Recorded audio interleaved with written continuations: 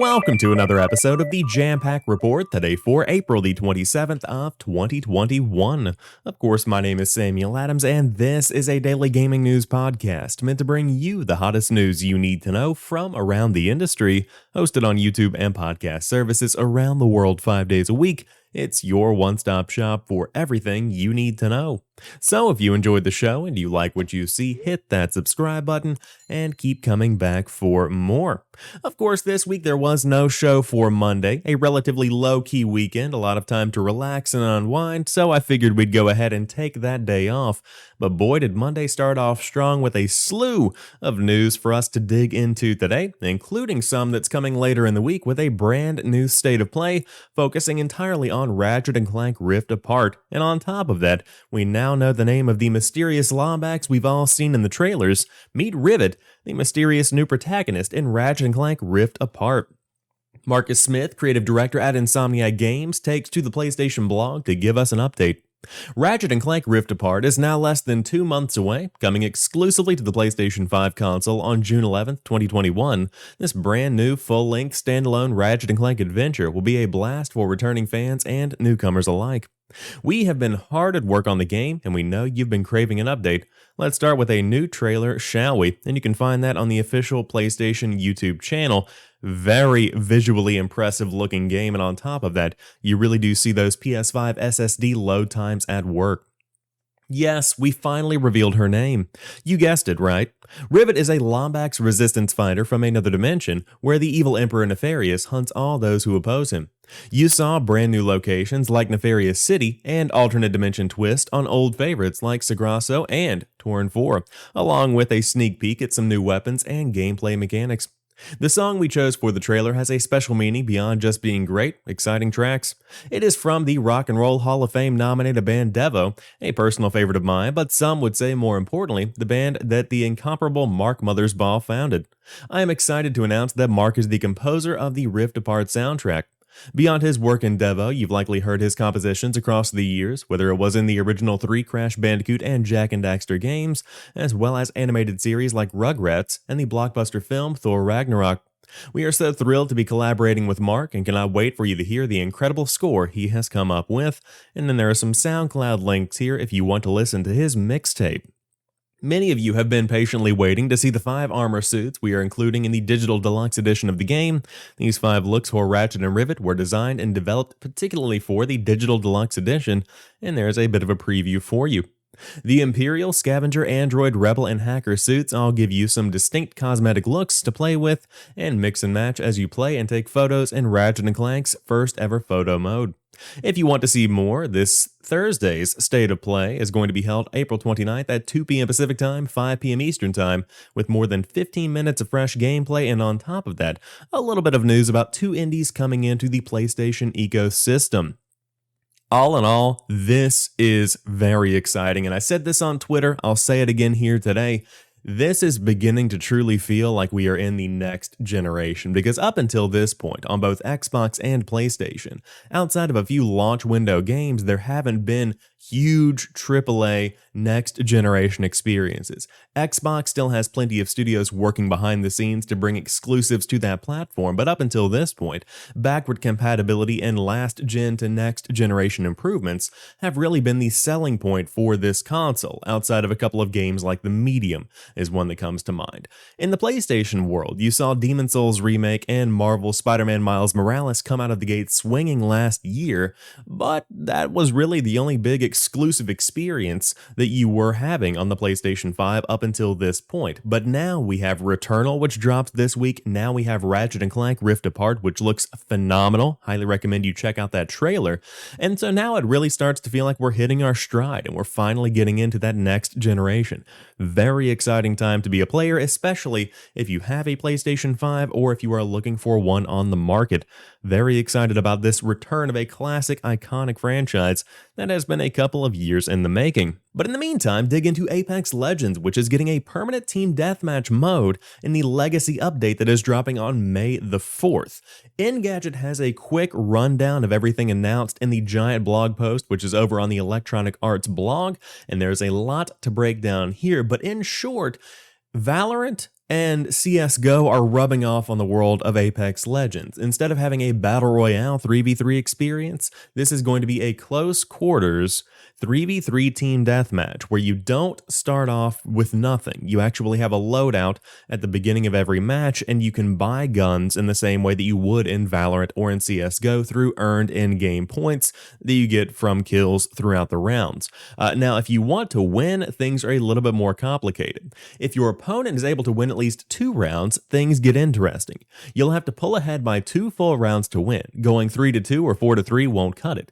Instead, you'll have to go 4-2 or 5-3 to secure victory.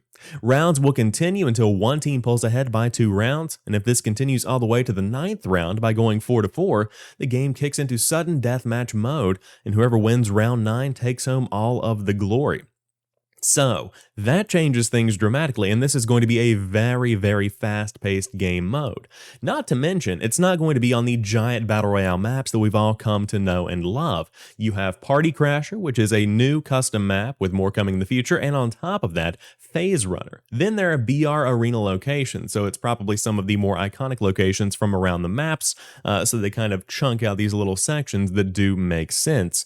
But in short, this looks to be a fantastic update that's dropping across PlayStation, Xbox, Nintendo Switch, and PC, and I can see this being a very fast-paced little experience for us to dig into when we have a couple of minutes to kill. But for someone like me, this is incredibly exciting because instead of having to spend 30 minutes in a Battle Royale mode, or even 20 minutes in a Battle Royale mode, I can dive in and get some of that fast-paced gameplay that gets me right into the action, and this really does open this up to an entirely new group of people that might not be looking for that competitive BR-style experience. I'll also say 3v3 team deathmatch, if implemented properly, could turn into a very big esports boon for Apex Legends. This is a fantastic way for new competitors that might not necessarily be competitive BR players to come into the limelight and say, hey, I might not be into Battle Royales, but I am definitely into this, and it might be one that I even dive into and give it a shot.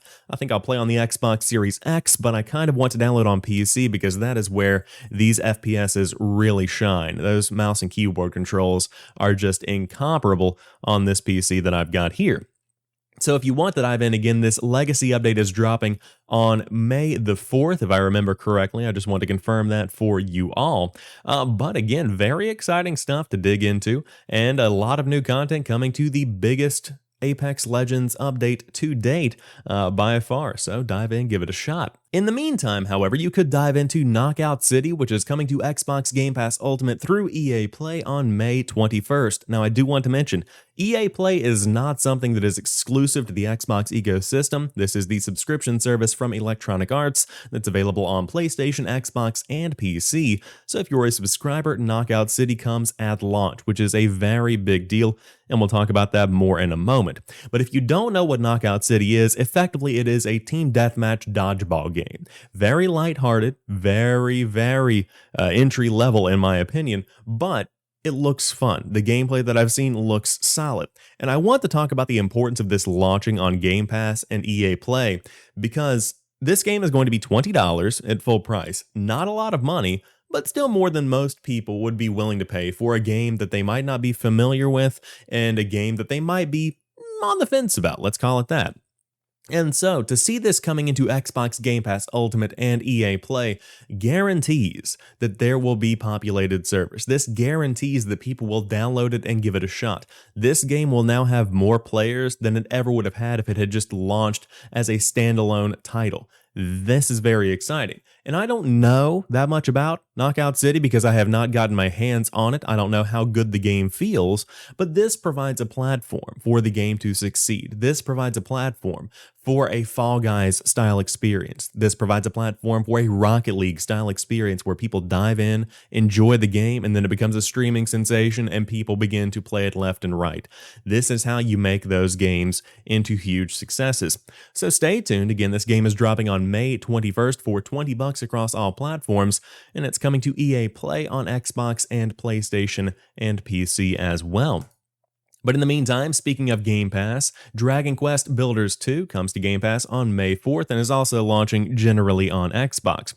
Get ready to put on your hard hats, grab your tools, and start construction. You'll be able to embark on an epic journey and become the master builder, as Dragon Quest Builders 2 is coming to Xbox One, Series X and S, and Windows 10 PCs, and Xbox Game Pass on console, cloud, and PC on May the 4th.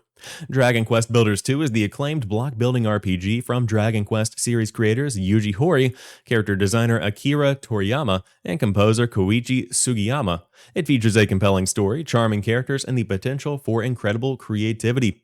So if you want to dive into the Minecraft RPG, as I like to call it, again, this is coming to Game Pass on May the 4th. Dragon Quest Builders 2, solid addition that I did want to bring to the table.